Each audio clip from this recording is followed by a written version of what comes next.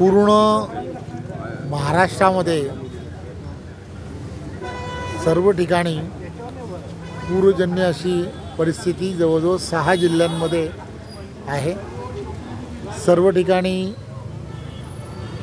आदरणीय देवेंद्रजीच्या सरकारच्या नेतृत्वामध्ये महायुतीचं सरकार हे सर्व भागांमध्ये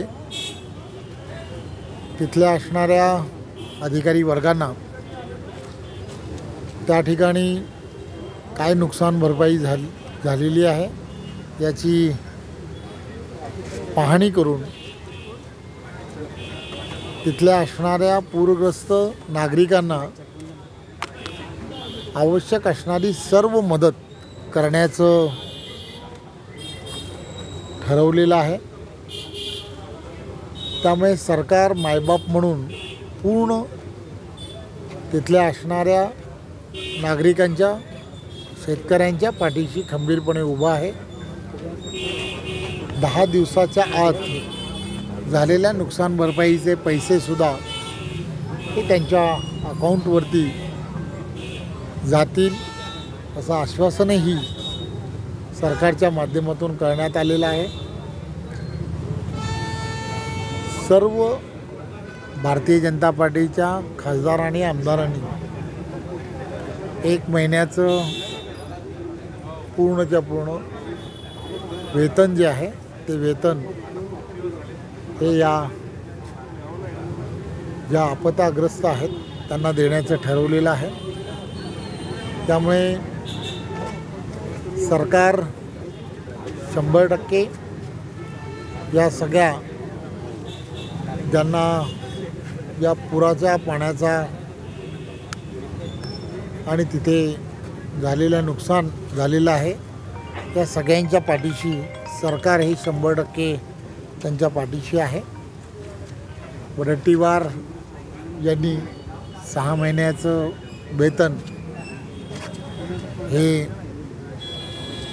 दिलेलं आहे, त्याबद्दल त्यांचे खरं तर मनपूर्वक धन्यवाद। ते म्हणतात की भाजपनं पण द्यावं, भाजपच्या आमदारांनी ते सांगणं एक गोष्ट लक्षात काय घेतली पाहिजे, राजकारण म्हणून या सगळ्या गोष्टी करणं हे योग्य नसतं।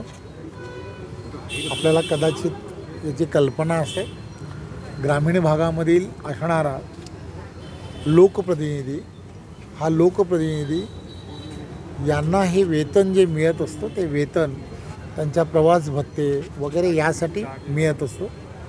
त्यामुळे त्यांची भावना जरी काही त्यामधली असली तरी मला असं वाटतं की यामध्ये राजकारण करणं योग्य नाही।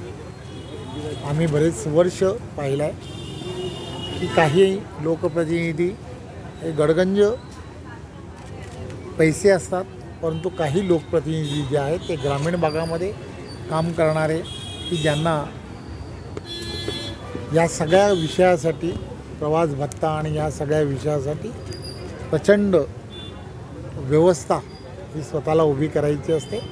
त्यामुळे सरकार आवश्यक असणारा सर्व निधी जो आहे किंवा त्यांना आवश्यक असणारा जे लागेल ते सरकार मायबाप म्हणून नक्की देईल, यात काही शंका नाही।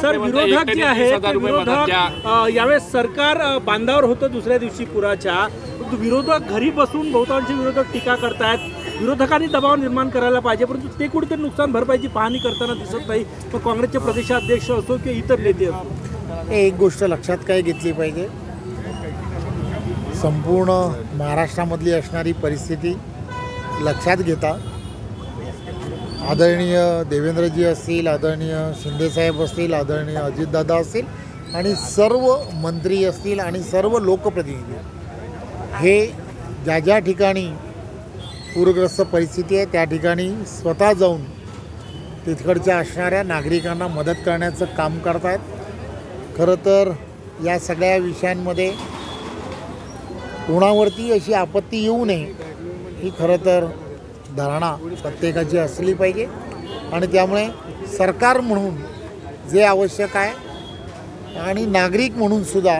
मोठ्या प्रमाणामध्ये वेगवेगळ्या NGOज जे आहेत ते NGOजसुद्धा मोठ्या प्रमाणामध्ये पूरग्रस्त भागांमध्ये जाऊन स्वतः तिथे जाऊन पाहणी करून त्या ठिकाणी तिथल्या लोकांना जी मदत करता येऊ शकते ती मदत करण्याचं काम राज ठाकरेंनी